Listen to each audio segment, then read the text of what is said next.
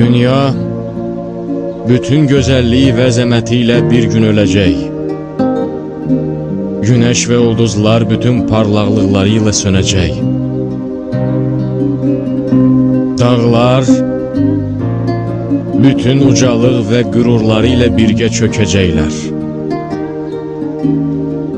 Dəryaların suyu tutqunlaşaraq qaynayacaq. Meşələrin yaşıllıqları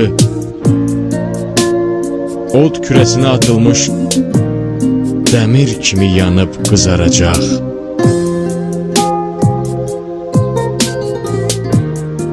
Belə bir vəziyyətdə insan evini su basan qarışqa kimi olacaq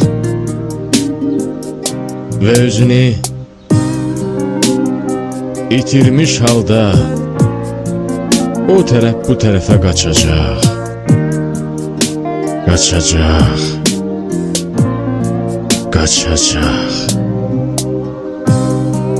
Bəs hardadır cənnət-ül məva?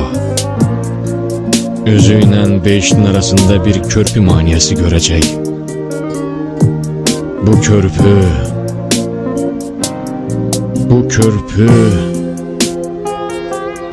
gah enli, gah dar, gah saf, gah da kələ-kötür, gah iti, gah da sürüşkən olacaq.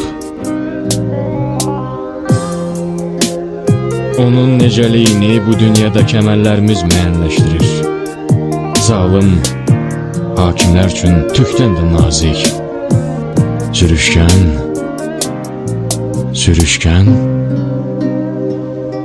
və sürüşkəndir. O gün bədənimizin bütün üzv və hissələri bizim ədalət və ədalətsizliyimizə şəhadət verəcəklər.